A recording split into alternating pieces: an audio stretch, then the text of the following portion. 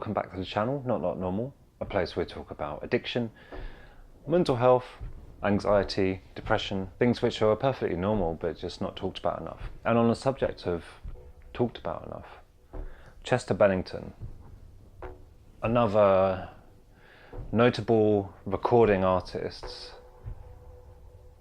is dead. And not long after, Chris Cornell of Soundgarden, someone who he seemed to share an affinity with. How many, the long list of icons that have died in such a way. When is the question really asked? What drove someone who lived a lifestyle of aspiration, someone who so many kids starting bands want to be, someone who must have been wealthy, who must have had real options, someone in a place of perhaps such perceived comfort. What drove someone like that to look around them and think, I have no options. The only way to stop this is to die. Will we again just choose to commemorate the artist? To buy a CD? To buy some fucking limited edition copy of an album on record store day when that turns around? To send one of their tracks near the top of the charts for a brief period, to further line their record labels' pockets, then to stop and remember that Chester, Chris, they're real people when you strip all that comes with being in a rock band away. They're real people to remember, to pay respects to the actual human being that they were, and to question what can we do to stop this from happening again. Because whilst notably there was Chris Cornell, there is Chester here,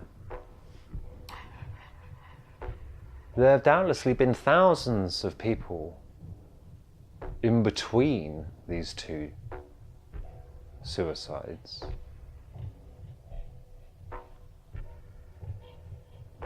Thousands of far less wealthy people will have died through the same circumstances, through the same problems. And if someone from a successful rock band thinks that they have no options, what fucking options do I have? What options are available to the common person? What options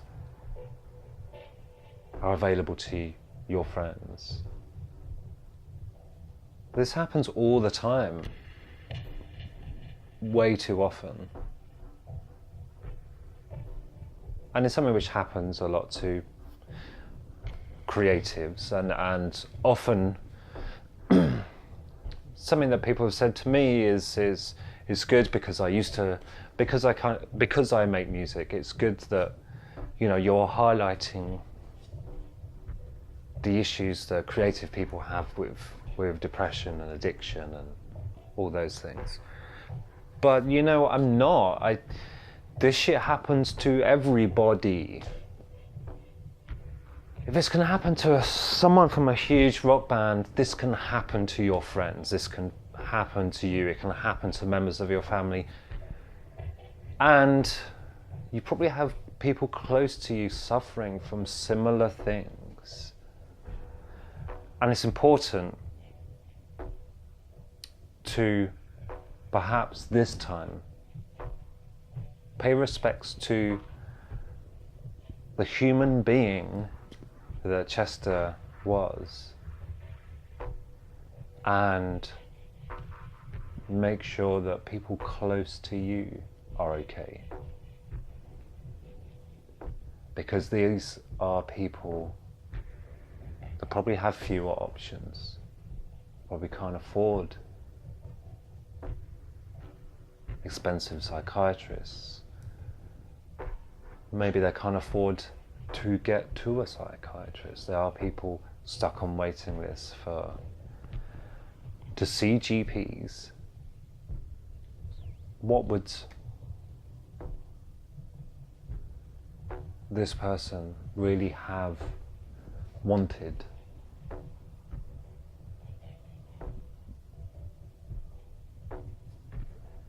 How about this time we just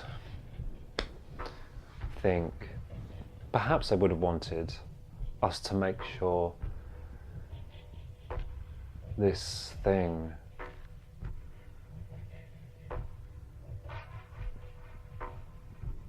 which drove them to kill themselves, to think, I have no choice but to exit this world,